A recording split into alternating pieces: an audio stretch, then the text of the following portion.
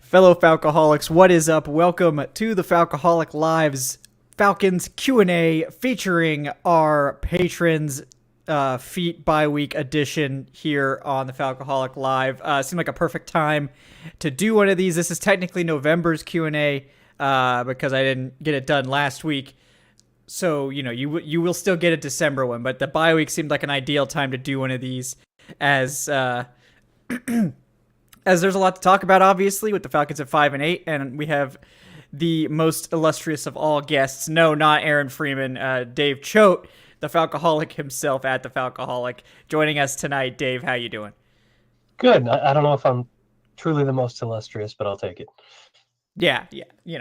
We gotta. I have to throw that word out there now because Aaron says it on every show, so I feel like I have to make sure to hammer that one down. So because he can't just have illustrious, like he doesn't just get to have that word.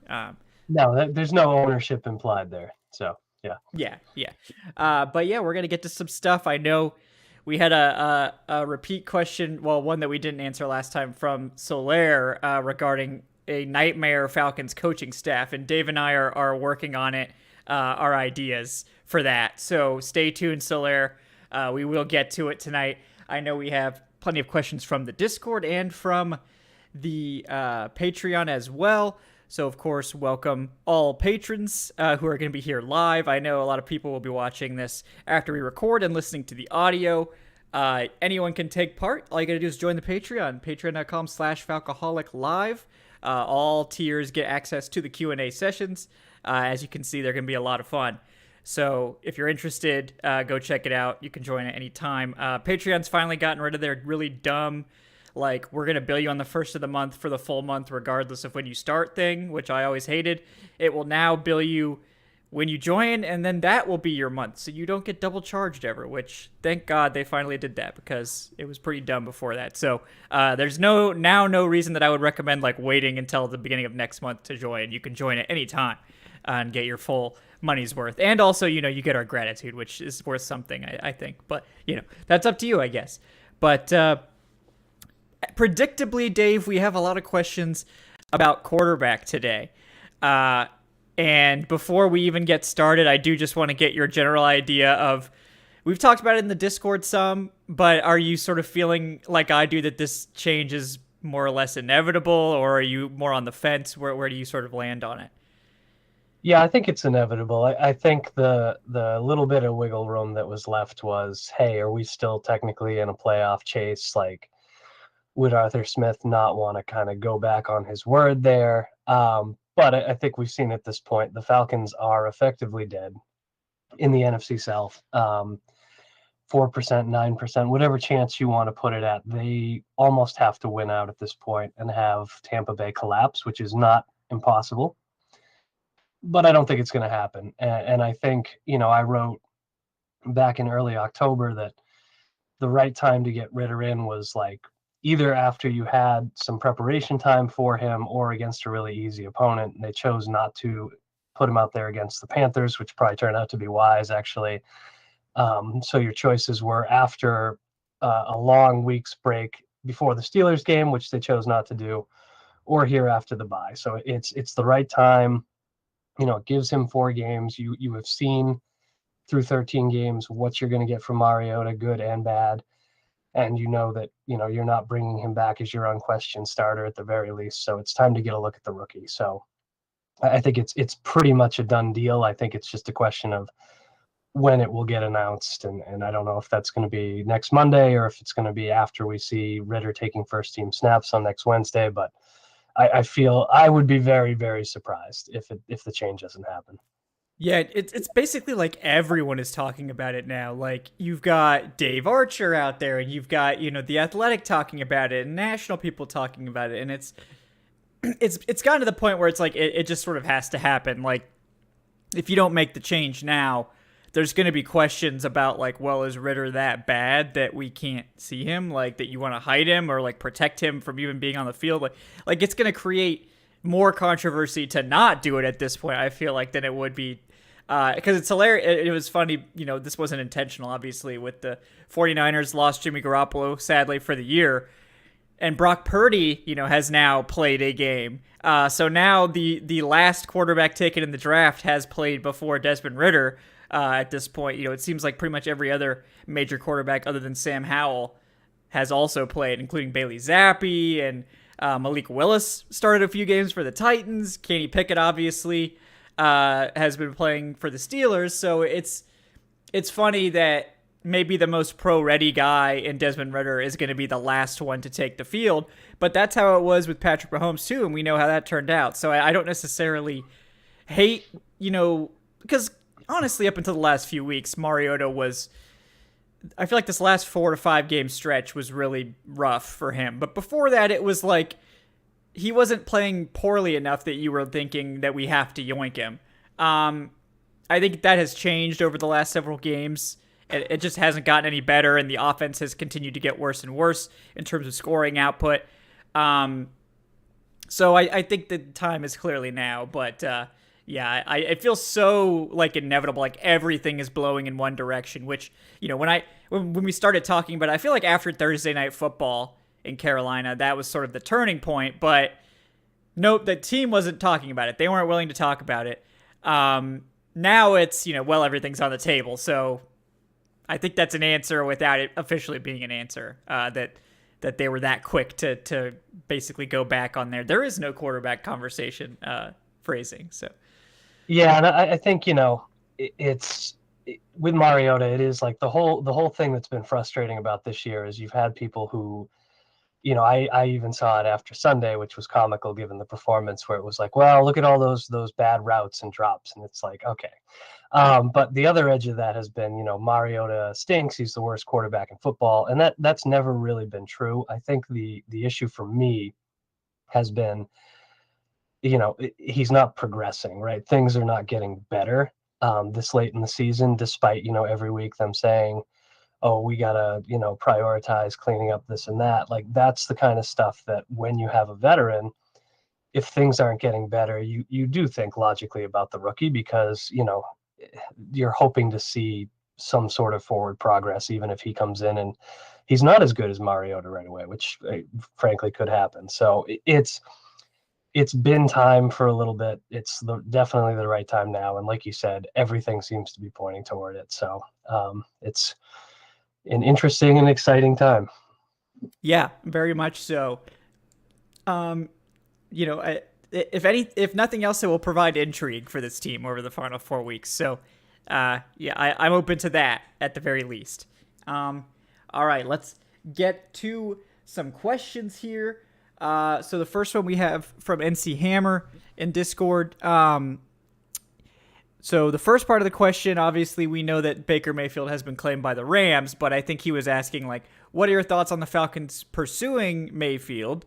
And also, if they don't go that direction, what is the plan at quarterback for next year in your mind? Do you think they go with Ridder, or do they try to draft someone or whatnot? I know we have a couple of questions, Torin Bix as well, asking, sort of what do we think the long-term strategy is and short-term strategy. And I think you and I are both saying just start Ridder now. Like, I wasn't interested in them going after Baker. I don't think it made a lot of sense for them. And even if they had wanted Baker, they would have had no shot at him because the Rams claimed him and they were like third in the waiver claim order or something. So wouldn't have had any chance to get him even if they wanted him, but I don't really think they would have wanted him. It just doesn't move the needle for this team at all. Like, Baker Mayfield was playing a lot worse than Marcus Mariota was. So, I don't really see that as any sort of upgrade. But yeah, long term, I do think that's a bigger question, because it's like, well, what does Ridder look like and where do they end up picking in the draft? But what does your gut tell you at this point? Because we haven't seen Ridder yet. Do you think that he's going to get a really legitimate chance to be the starter next year, or do you think they're sort of making plans for some other moves? I think he'll probably get the shot. And again, like, maybe there's a level of disconnect between the front office and coaching staff. Maybe, Ridder in practice hasn't been as impressive as maybe it's been indicated by comments to the media and so forth. But we have to remember that, like, this team gushed about him when they drafted him. And like we were connecting the dots between Ridder and the Falcons for a long time because it just seemed to make sense. still seems to make sense. He still seems to be the kind of guy who, at the high end of his potential is somebody you can build around. And I think this team would love to go into next year knowing that Ritter is their starting quarterback and they can really build up the roster around him with all their draft capital and free agent money. And they have a lot of it to work with. So to me, he's getting first crack at the starting job unless, he has not impressed to this point and he comes out and face plants in his opportunity. Then, I don't know that I see them trading up for a quarterback. I could see them, I had a discussion with Matt Chambers on Twitter the other day about, if it's not Lamar Jackson, as much as we might love to see that happen, it could be somebody like Danny Dimes, Daniel Jones, or another stopgap, younger guy that might give you a potential long-term starter if you don't draft somebody and Ritter is kind of a strikeout. But to me, everything's lined up well for Ritter to come in and show us a little bit of progress. And I do think he gets first crack at this long term. And I don't think Baker Mayfield is getting anywhere near the Falcons quarterback situation at any point. So Yeah, I agree. And I think some of it probably has to do with how he looks this year. Like if Ritter comes out and absolutely face plants and is, then it's hard to really sell that next year. But if Ritter comes out and just looks competent, he wins a game or two, I think it's pretty easy to be like, well, that's our plan A. I don't think they're going to go into next season with just Ritter on the roster or anything like that. I mean, obviously they'll have, Felipe Franks to God, but I do suspect they'll add a veteran. They're going to cut Mariota more than likely because they don't want to pay him the $16 million or whatever it is he's owed next year. And they get to save like 12 of it. So it's sort of a no-brainer, but it wouldn't shock me if they just brought Mariota back if he doesn't get, interest elsewhere as a starter. I think they like him. I think Mariota likes this coaching staff. Clearly they have a level of respect because if they didn't, they would have benched him a long time ago because they certainly could have after week 10 and they did not. And I think that shows you that they do have a level of comfort and respect with him. And look, I think we've all seen that Mariota is a very good backup, like very high level backup that can absolutely keep your team afloat if you were to have a starting quarterback injury. So he probably will get interest outside of Atlanta to be a backup. But the question is, first of all, what are the Falcons willing to pay their backup? Because to get Mariota, they probably have to pay like $6 million or so at least. If they're willing to pay that, which again might make sense for them if they're planning to start what's basically a rookie. I mean, technically a second-year quarterback, but a guy that's only, played 4 games. Someone like a Mariota would make a lot of sense. I know there's some buzz about guys like Derek Carr, but I don't really think the Falcons are going to go that direction. Carr's just not the type of quarterback that I think they want. I think they want someone with more mobility. So, a Jacoby Brissett, maybe that could be interesting. I think he'll have interest, and he's shown some really good things this year. And he has that mobility angle that the Falcons, I think, like they don't need Lamar Jackson level athleticism at quarterback. They would like that. Obviously, everyone would like that, but they only need like Tannehill, Brissett, like Ritter level athleticism to make the offense work and to have people respect the quarterback run enough that it helps out your offense. They don't necessarily need the Mariota, and then Lamar Jackson sort of level to make it work. So I do think that they will bring in a veteran. I guess I have a hard time seeing them drafting another quarterback because I feel like you've already got the one young quarterback. Like, you don't really need to delve into that again. It's probably more a thing of like, if this all falls apart in 2023 and they're still picking in the top 10, then they're probably looking at next year's, quarterback class as another option if Ritter's absolutely not the answer and they bomb again next year, which if that happens, then this whole thing could get blown up, again, which would be really sad. But we'll see. Yeah, Mad Tom K says Minshew Mania in Atlanta would be fun. I mean, I don't hate Gardner Minshew at all. I would not hate that. I do think they need someone as a veteran who can at least start at like a semi-competent level, like a Marcus Mariota, or any like a Gardner Minshew, whatever. So that's sort of how I feel about it. I don't think they make it. If they don't make an ultra aggressive move for like Lamar Jackson, I think they're gonna roll with Ritter and sort of fringe starter type veteran like a Mariota or Mitch Trubisky, because he's probably gonna get cut in Pittsburgh, whatever. Like, you don't love it, but also he's not expected to be your starter. So, in terms of backup, the easiest answer is probably just re-sign Mariota to a cheaper deal. But if he goes somewhere else, then you have options. But how aggressive they are for quarterback this offseason probably tells you what they really think about Ritter. So, like, if they go all in on Lamar Jackson, they probably aren't that enthused about starting Desmond Ritter. The same thing as if they go out and throw 10 plus million at one of these stopgap veterans. It means they don't trust Ritter either. So, we'll see. But I'm hopeful that Ritter will be good because, I like Ritter. I liked his tape. I thought he would be a great fit here. Obviously, the fit in Atlanta with his skill set and with what the coaching staff wants seems to be a good fit. But, I guess we'll see how that actually shakes out. Right. So, next question from Mad Tom K. What's up? He says, here's a positive question. Who do you think wins Falcons Rookie of the Year? And I assume we're not including Drake London because I think he sort of just runs away with it. But, if we don't include Drake London, who do you think, who would be your Falcons Rookie of the Year, Dave? I would say even if you do include Drake London, it's Tyler Algier for me.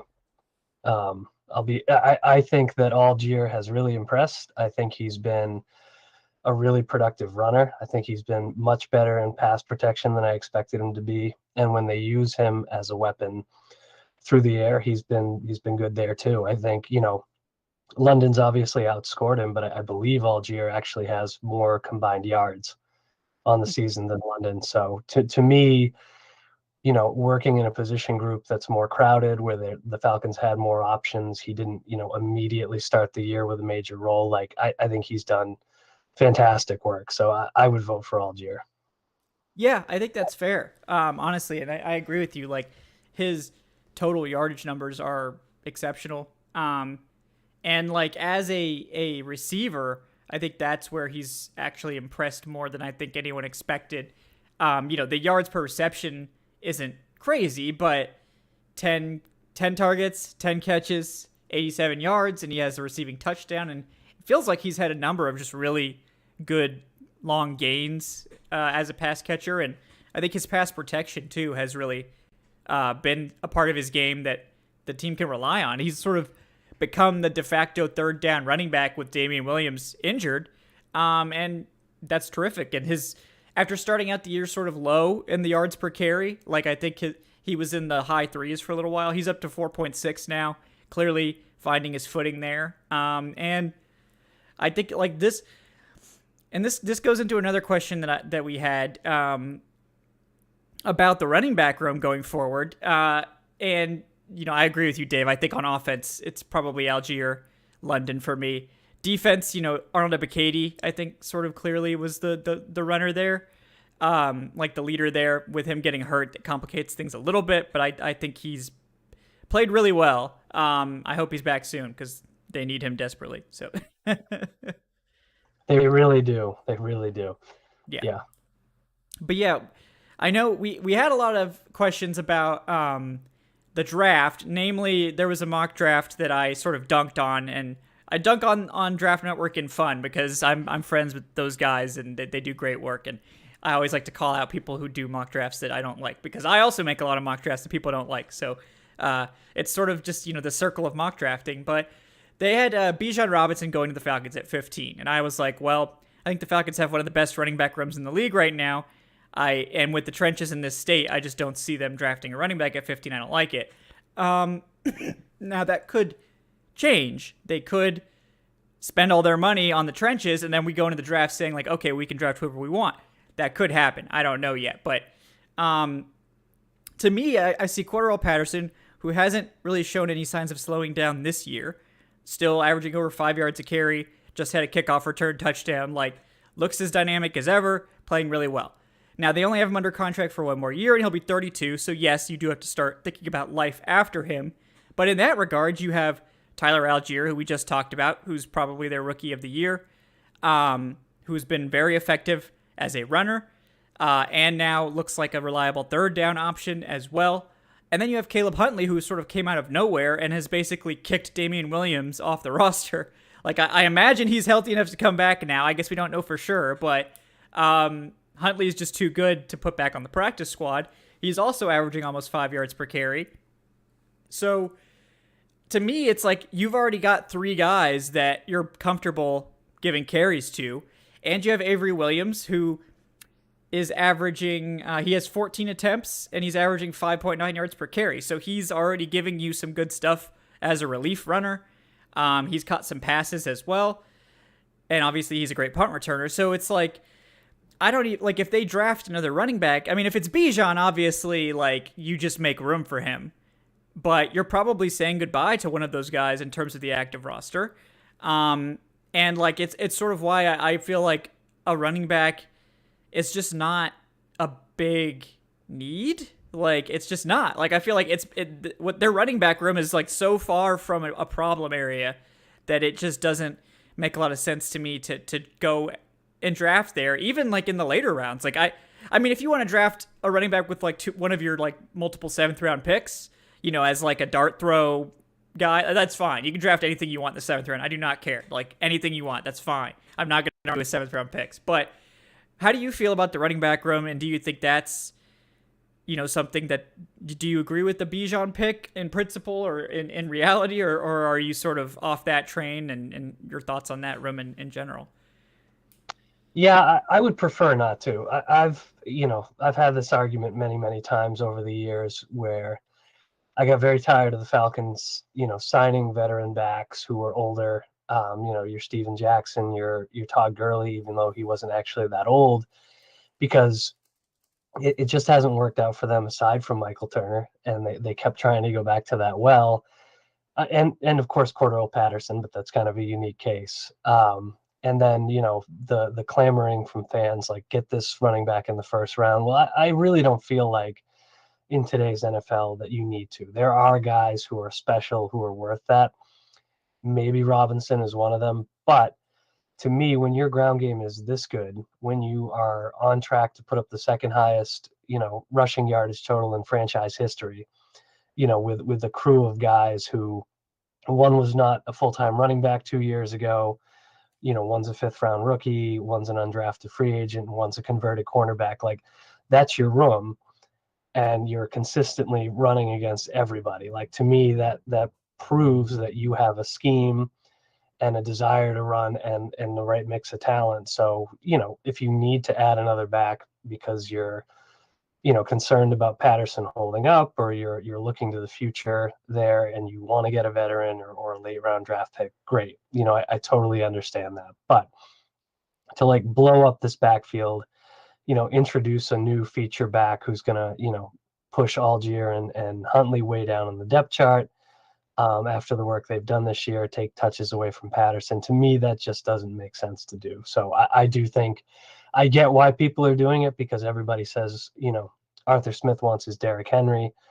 In reality, like, this is going spectacularly. A year ago, they couldn't run at all. For 4 years before that, they couldn't run at all. And they've done it with mostly the same personnel up front, and then the addition of Algier and Williams at running back. So to me, you're in great shape here. You just don't need to put that kind of draft capital into it. Yeah, exactly. It's just such a huge luxury pick for them. That just, I don't, like, the thing about Bijan is he's such a good receiver that you could maybe even frame it as like he's, like, literally a perfect Patterson replacement, like, long term. Like, he is a terrific receiver. He's a great, like, bell cow style running back. He's awesome. Like, I have no problem with Bijan Robinson, the player, and I do think he's probably I think he's worth a mid first round pick easily. But for the Falcons, it doesn't make a lot of sense, because this is sort of the pick that you're hoping they make in, like, a year or two, not this year, because they still have some foundational pieces missing. And, like, if you want to make the argument that, like, Bijan might be the best player available at pick 15, you might be right, but how much does he move the needle for the team when they already have an elite running back room? Adding another really good running back, like, it doesn't really do much for you. Whereas even if you get the the third best offensive tackle or the third best defensive tackle or the third best edge, maybe those guys aren't in a vacuum as talented as Bijan Robinson, but they're top 15 talents. I think you need that more. Like, to me, that shifts that, because nobody drafts pure BPA. They just don't. Like, so I would rather have Broderick, Broderick from Broderick Jones. I can't remember his last name now. I'm blanking out. You guys know the UGA tackle. I'd rather have him. I'd rather have Isaiah Foskey from Notre Dame at edge. Brian Brzee, if he happened to fall, I would jump all over that before I would go after a running back. And now the Falcons are picking at 10, so it's probably even less of a conversation if they're ending up picking there, because it's just the list of sort of blue chip players at positions of more premium need are going to be a lot bigger than they are at 15. But like, I don't hate Bijan. I like Bijan. I think he actually fits this offense really well, and I really like his fit here. I like the player. I just don't like the value in the top 10 for this Falcons team that desperately needs talent infusions elsewhere. And it's like, if you have an 8 out of 10 in the running back room, which is sort of how I view this running back group, is it worth spending your most premium draft resource to get to a 10 out of 10? Or do you want to upgrade, your defensive line, which is like a 1 or 2 out of 10 to like a 5 or 6 out of 10 with like a premium edition? Like, that's going to help your team way more than just getting a blue chip running back in a room that's full of good running backs already. And like you said, Dave, with the scheme, like this scheme can make any running back carry the ball 4.5, 5 yards a carry. So then it doesn't even matter what running back you have. But I just don't like that pick at this point. Now maybe, in several months we're like, oh, well, they've just made the most beautiful free agent additions that we've ever seen, and now they can just draft anything they want. And in that case, maybe Bijan is the player that they go after because he's just the best player on the board. But I have a hard time believing that if they're picking in the top 10 that they're going to take a running back. They might take another receiver, but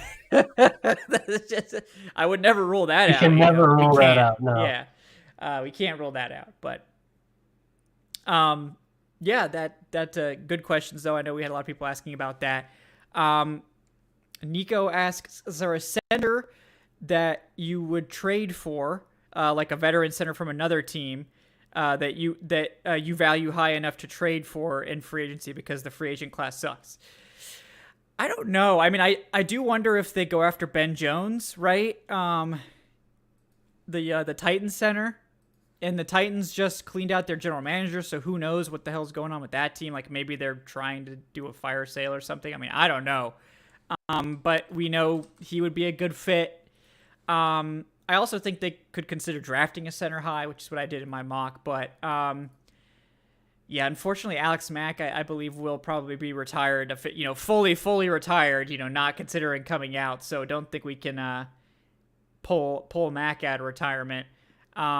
Yeah, any centers, Dave, that you would like well enough to trade, or do you think this is probably going to have to be a good old-fashioned coach him up and draft him approach?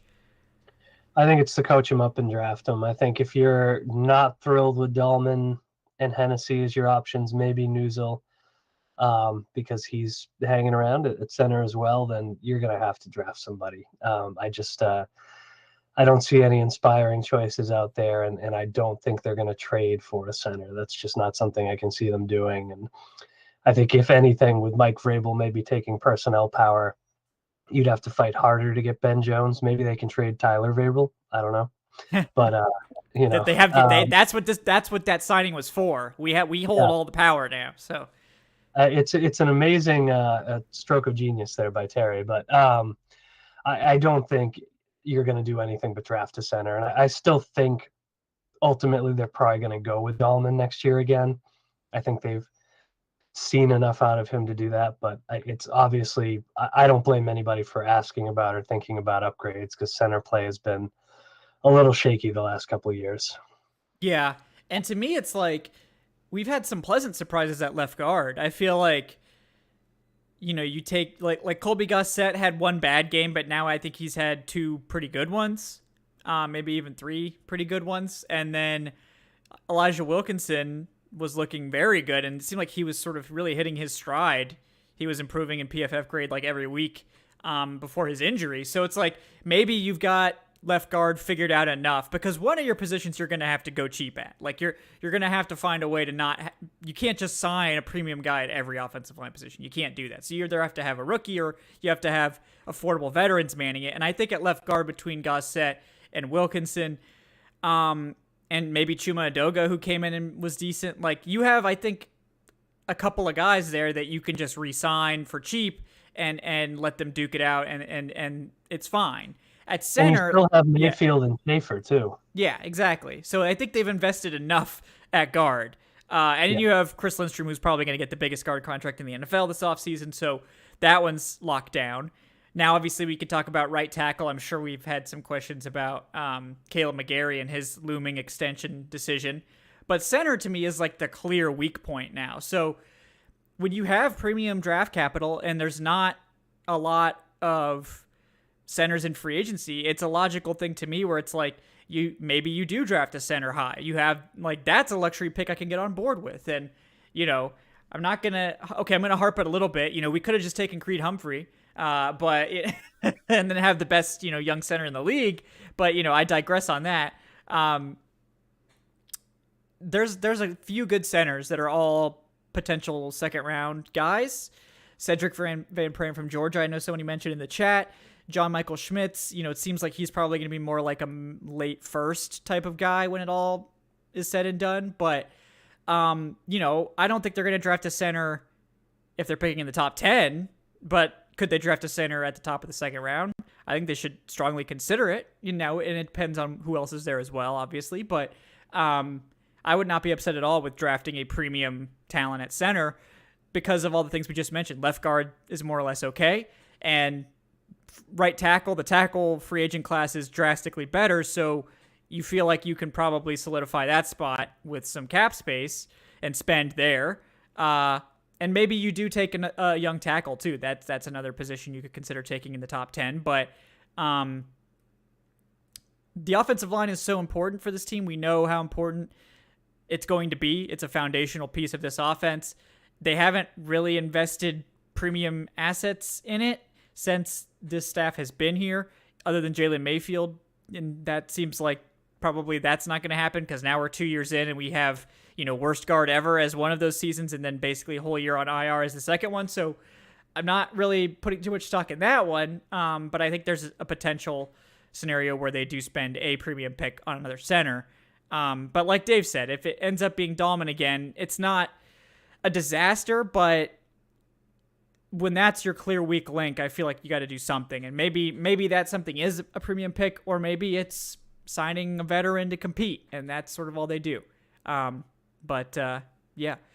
So yeah, you said you're sort of thinking that maybe they just stick with Dahlman and hope for some improvement because they have Hennessy too for another year. But yeah, I think it's probably going to be Dahlman again. I think, unless the snap issues are a huge thing, he's been a little bit of a liability in pass protection. I think he has been the clear weak link, but it's his first full season as a starter. He's still been pretty capable, all things considered, and he's young. So I do think he'll probably end up being the guy again. Yeah. I think that's fair. Now at right tackle, considering Caleb McGarry's season, that's another one that I know people have asked about. Do you think that this is a situation where they do give McGarry that extension, or do they dip into the free agent class, which features guys, like another former Titan and Jack Conklin, Jawan Taylor from the Jaguars, another, natural right tackle. They have a lot of, Mike McGlinchey from the 49ers is going to be available. There's a ton of guys out there at right tackle. Elgton Jenkins is probably going to be the most highly sought after of all the offensive linemen.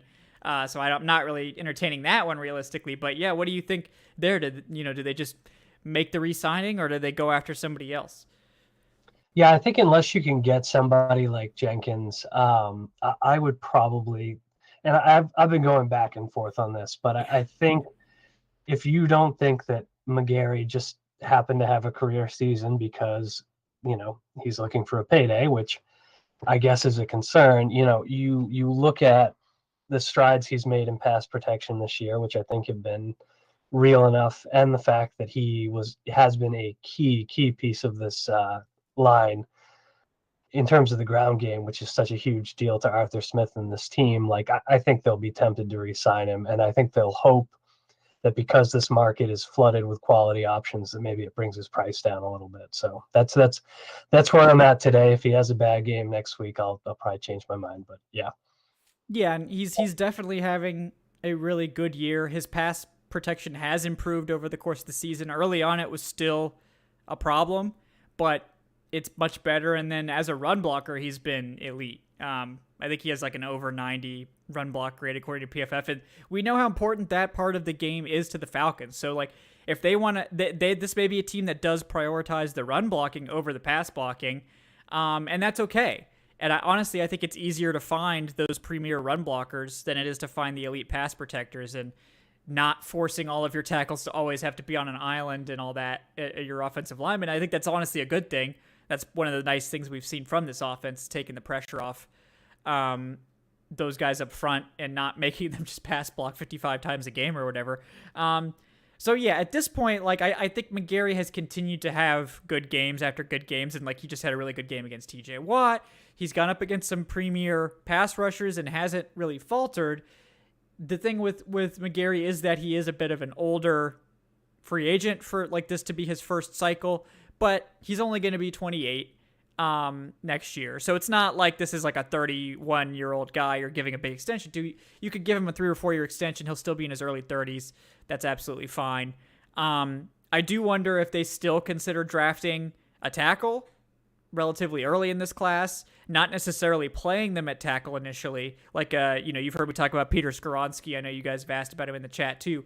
Skoronski was a center in high school, recruited as a center, ended up playing guard and switching to left tackle, and now he's like a tackle prospect. But that's a guy that could potentially come in and play any spot on the offensive line you need, and then eventually could be, an heir apparent to Jake Matthews in a few years, because we know he's getting up there in age as well. So it'll be really interesting to see like where they spend money versus where they leave spots open for the draft, because they do have a number of assets in both areas this year for the first time in God knows how long. So that's a nice thing about this offseason, Dave. We don't just have to be like, well, they'll have to draft it, or it's not going to get fixed because we have no money. So that's a pleasant, development. I think this will make for a pretty fun offseason.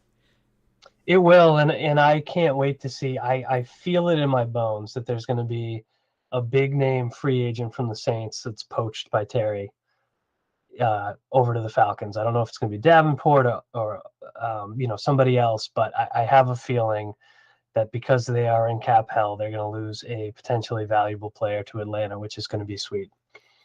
Sweet. I'm so excited about that. Yeah, I wonder if it would be like Onyemata. That's someone who I have circled. Yeah, I was thinking Onyemata or Davenport would be possibilities. I know Davenport's not that exciting, but maybe if he leaves New Orleans, he'll be something. Yeah. I mean, he's had a couple of interesting years. It just hasn't necessarily been consistent. But Onyemata, I feel like they need, like, honestly, like more than anything, they need the interior guys. So yeah, I do wonder if they poach it. Shai Tuttle too. Like, he hasn't played like a ton of snaps, but he's actually been pretty decent for them as well. So they're not gonna have a lot of flexibility to re-sign guys next year. So we could see the Falcons poaching a number of players off of that team, and I'm excited to see who they come away with there, because that Saints roster, it's still got some guys, that are worth keeping around, just not in New Orleans anymore. So exactly. Beautiful. Yep. All right, let's see. All right, let's get to Solaire's question now about the Nightmare coaching staff. I know Dave has some deep cuts potentially for this Nightmare coaching staff. We have been told by Solaire that we cannot assemble this disgusting abomination Falcons coaching staff with Bobby Petrino. Bobby Petrino has been declared out. He is ineligible because he's too bad. He would take this thing, he would take this into truly dark depths territory. So Dave, who are some of the names that would be on your Nightmare coaching staff? Yep. So I think that your Nightmare head coach, if it can't be Petrino, is probably Marion Campbell. I think if you go back, he had two separate stints as the team's head coach, and neither of them went well, which is sort of remarkable, right? You don't do well in any capacity for 3 years. I think Campbell won 6 games over parts of 3 seasons. He took over for Van Brocklin, and then was fired, 2 years later. But over the course of 25 games, he won 6. And then he got hired again, and he won a combined, let's see here, 11 games over 3 years. So huge improvement there. But you're talking about somebody who, in the spirit of, Dirk Cutter getting second chances, right? Like this happened with a head coach, and it worked out really poorly, and it's not clear why that would happen. So he'd be sort of my nightmare head coach. And then I'd take a pair of rods. Please don't take that out of context. I'd take a pair of rods from the team's past. Rod Rust for defensive coordinator, because the 1 year he was here, the Falcons had a terrible defense, which is not unusual. But when I was a kid growing up in New England, when I first started watching football, Rod Rust was the head coach of the Patriots for a year, and they went 1-15. And he was maybe the most over his head coach that I've ever seen in my life. So I would take him on the defensive side because you're building a terrible staff. And then I would take Rod Dowhauser as the Falcons offensive coordinator. He was the OC for 3 years for the Falcons in the late 80s. And despite having some actual talent there, they finished never better than like 25th in total offense. They were just incredibly inept. And then, of course, right after that, what happens? The early 90s, they get good. Yep. So you would a coaching staff with Marion Campbell at head coach, Rod Rust at defensive coordinator, Rod Dowhauser at offensive coordinator. That's pretty bad. That's special pretty teams bad. coordinator, I might round it out with Keith Armstrong, not because he's not a great coordinator, because he is, and he was, but because he would get so mad at how everybody else was not good enough to be an asshole that it would drag the operation down. That's so true. There you go. Yeah, that's a good point. Because I definitely feel like it's not just about getting the worst coaches. It's about getting the worst amalgam of personalities together, to make them all work. To make them all work together in a terrible fashion. That's part of it as well. You just get some grade A incompetence all the way around. Yeah. I feel like we'd have to get Hugh Jackson in there somewhere. I don't know what. I thought about him. Yeah. Probably an assistant offensive coach somewhere just to get that in there.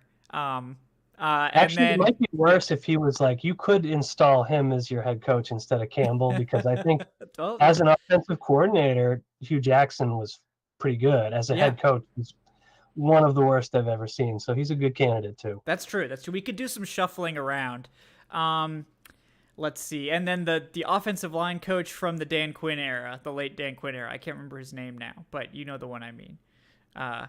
Chris. Yeah. Yeah. Yeah, Yes. So he's going to be our offensive line coach. I've never seen an offensive line that just never got better, ever. That's fair. like when they had over those last few years. And then I feel like we have to get Dirk Cutter in there somewhere, just because the fan hatred, because he needs to be the punching bag for somebody, or at least maybe it's just for me. I don't know. Maybe that one's just personal for me, but, and then I was going to say, I was going to bring up the bad draft interviews. We could get Marquand Manuel in the scouting department, for asking bad questions to all of the, draft prospects. So that's a deep cut, but yeah. There's a lot of interesting choices there, though, because I think back to, who was it? Jim Hannafin, I think, who took over for Campbell. Actually, he was the guy who once threatened to, he brought an unlit stick of dynamite into the locker room. So that's pretty bad. You should probably get him somewhere. Heck, you could put Jerry Glanville there just because he was so weird. Just to get the weirdest personalities together. Yeah. Well, yeah, and Norm Van Brocklin was a weirdo too. That's one of my favorite stories. Back when Jason Kirk from Shutdown Fullcast used to write for us, he wrote about the scale of falconliness, and he did one on Van Brocklin, and it's stuck in my head all these years that he got mad at reporters. He'd call them communists, and he threatened to fight him. He's like, "You guys want to stack furniture?" Which is the best euphemism I've ever heard. So you could put together a really combustible staff out of these guys. Yeah. That's gonna be like our initial attempt. We may come back to this and do like a full. Maybe this would be a good off season I actual think like it content is. thing. Yeah. Yeah. So good question, Sawyer. We definitely wanted to at least get the framework put up for this. So you guys can all weigh in with your choices as well. And we will continue to workshop that over the course of the off season. But yeah, that I'm already getting chills from just thinking about that coaching staff, not in a good way. So, all right, let me go through. Um, no, I assume you're asking favorite player from the 2022 draft to watch this season. Um, like in terms of, I don't know if you mean like the Falcons or in general. I mean, honestly, a lot of the Falcons rookies this year are playing well. Like we talked about, Tyler Algier is probably our rookie of the year. But I think Drake London has been excellent. I think we really like Arnold McGrady. Yeah, I mean, honestly, they're all pretty fun. But he's saying in general in the NFL as a whole, that one's tougher. There's a lot of good rookies this year. A lot of really good players. I will never say Chris Olave, even though I was, Chris Olave wide receiver 2 hive, but he's been very good. Garrett Wilson has really started to come on now that the Jets finally realize Zach Wilson's terrible. Man,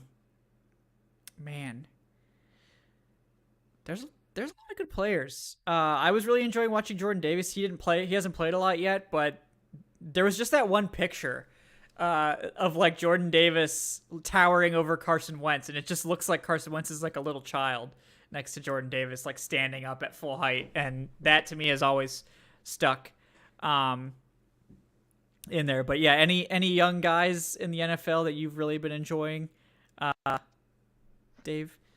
Yeah, well, a couple. Brian Robinson, as much as I Yeah, hated seeing him do it against us, like just knowing what he's been through and the fact that he's out there and doing well and kicking off a mini giant hat craze is pretty awesome.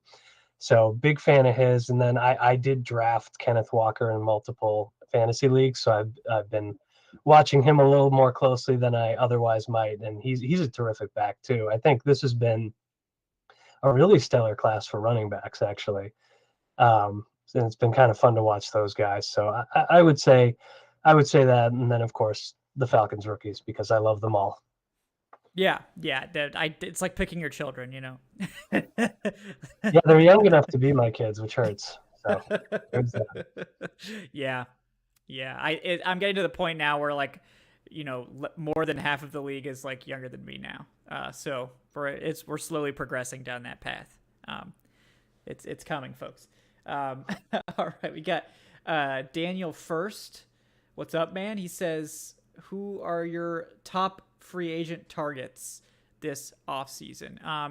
I've talked about a lot of guys, but I'll let Dave take the first crack because I could probably go deeper because I've just been thinking about it a lot. But yeah, Dave, who are some of your top guys that you're hoping the Falcons will, not necessarily like you're saying these are the guys they're going to sign, but like guys that you hope they will at least pursue? Yeah, I've to the extent that I've thought about it, Jesse Bates from the Bengals comes up a lot in basically every discussion anybody has, and I think with good reason, right? Safety play for this team has been a little bit of a liability lately.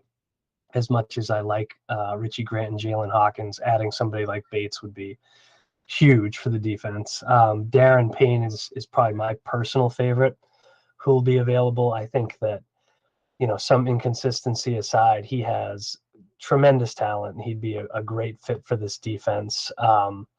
So I would look hard at him. Beyond that, I've gotten kind of interested by the idea of adding like a Mike Gesicki to this group. I think he's a talent that, for a couple of years there was not properly used in Miami. It still isn't maybe utilized to the extent that he could be. And I've been thinking for a while now how fun it would be to pair Pitts with somebody who is a real, tremendous athlete. I know that Hayden Hurst was here last year, but the team kind of didn't utilize him much either. So that would be my three. Let's bolster the defense and do something fun on offense. Yeah, no, those are good ones for sure. we've talked about some of the guys that I like already. Like if they were not to re-sign Caleb McGarry, Jack Conklin is somebody I like. Yannick Ngakoue from the Colts hasn't had a tremendous year in terms, so he might be a little bit cheaper than you would think, but he's still a really good pass rusher. He's also only 28, so they need impact edge rushers. I don't know that you can depend on getting one in the draft at 10. Maybe one will be there, but I would feel better if they added an impact free agent to either that or going, and getting interior guys in the draft, like Javon Hargrave from the Eagles is somebody I really like.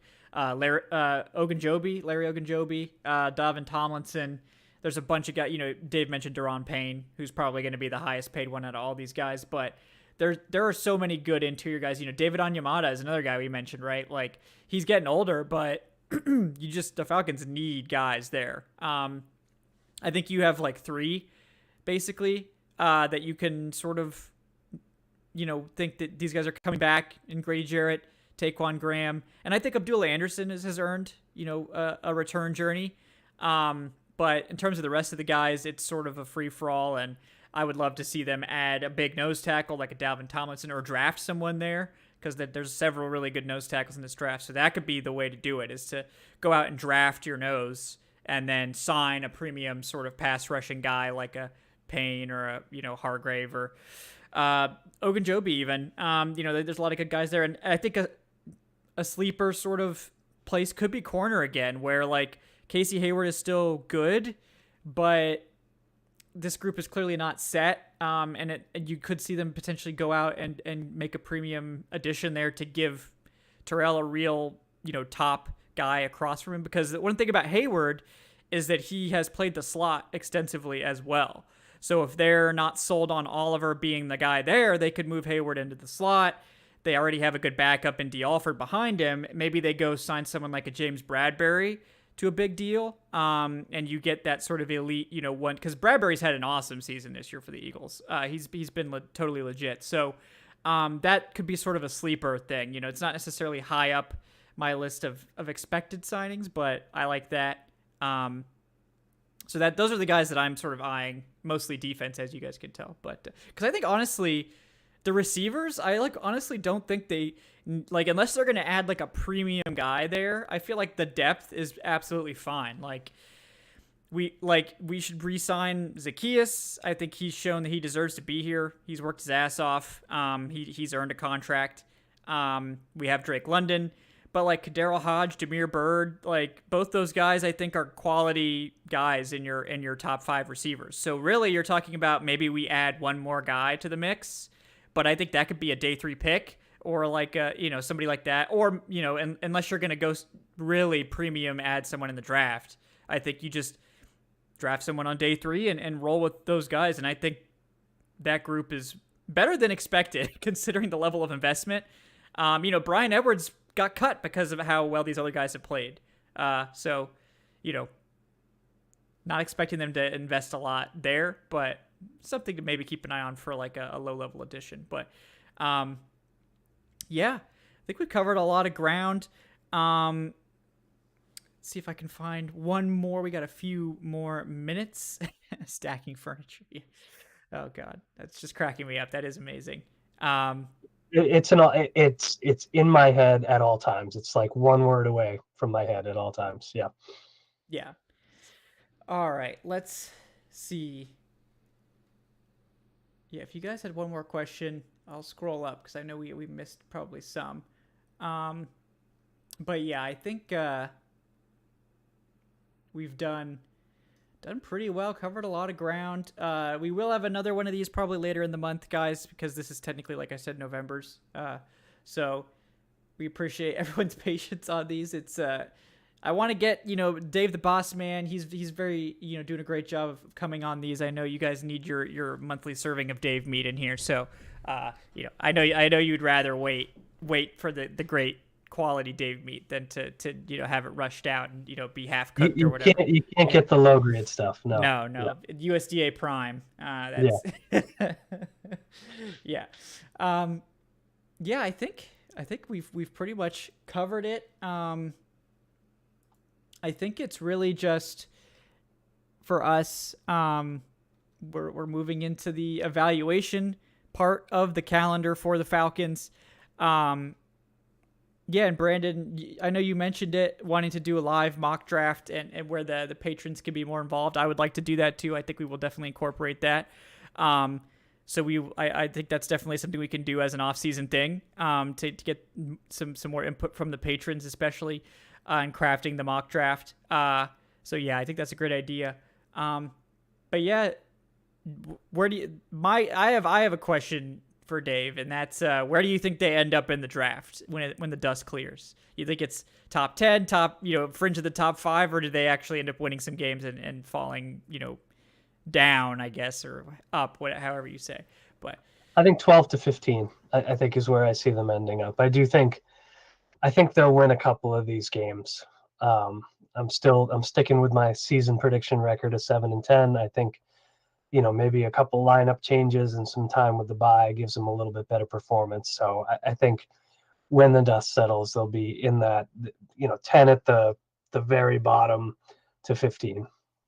yeah, I think that's fair. I think that anywhere like 8 to 15 is possible. And because their strength of schedule is so weak, that will help break ties, and they'll be a little bit earlier in the order than they would normally be otherwise because of that. So that's going to help them. But yeah, I have a hard time seeing them losing out. I do think that there's a chance that they do win some games with Ritter, especially the Saints game.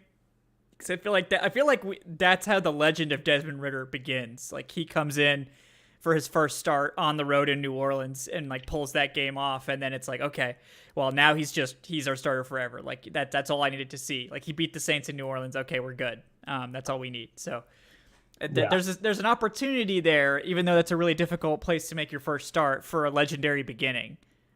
So I'm in favor of that, and hopefully they pull out some wins, and if that costs them a few picks, it's no big deal. But it doesn't seem like the playoffs are a real possibility, guys. The Bucks are like, what, 1.5, 2.5 games ahead. The Bucks are probably going to lose a few games, though, like the Bengals and the 49ers, I guess we'll see. But yeah, I have a hard time seeing the Falcons catching them. But maybe Ritter comes in and pulls off a miracle finish. So we'll see. But yeah, Mad Tom K says the movie script is writing itself. So yeah, that I'm open to it. If we get that 30 for 30 on Ritter's beginning to his career, wins 4 straight and wins the NFC South at 9-8. So hey, I'm willing it into existence. Let's go, Ritter. Show us what you got. So he's just a gamer, Dave. Okay, he just wins. He just wins. He wins 3 out of his next 4 games. Crossing my fingers. Maybe. Yep. Hey, I'll take it. I'll take 2. I'll take competent performances. I will. Yep. That's the best thing, to just hope for competence, and you hopefully won't be disappointed. Hopefully. All right, guys. Well, again, thanks to Dave Choate at the Falcoholic for coming on to this Q&A session, bi-week edition. Dave, anything you'd like to plug before we get out of here? No, just stay tuned for the bye. We got some interesting look backs and look forwards coming. Obviously, if there's any big lineup changes, we'll discuss those. We'll have the news and our analysis of it. And tomorrow I'm looking at potential lineup changes, but there's only one that's very exciting, so I won't oversell it. Okay. Well, yeah, big suspense, I think, about which one you're talking about. So. Yeah. See if you can predict it, guys. But yes, thanks again to Dave, and I'm Kevin Knight at Falcoholic Kevin. Again, guys, thank you so much, patrons, for your support. We really appreciate that. Thanks to everyone donating to the Senior Bowl Fund as well, which kicked off on Wednesday. Got that off to a great start. We really appreciate all that you guys do, supporting us and taking care of us and hanging out each and every week. We appreciate that. If you're interested in getting in on this action, folks, you can join the Patreon on patreon.com/Falcoholic Otherwise, guys, please subscribe, leave us a 5-star review on those podcast platforms, and enjoy the content. We will be back Wednesday night at 8 p.m. Eastern for the next episode of Falcoholic Live. No game this week, so no post-game show, but I'll probably have some sort of late week content, maybe free agency or draft related to just tide you over in the meantime. But until then, guys, thanks again for hanging out. We will see you guys next time on the Falcoholic Live.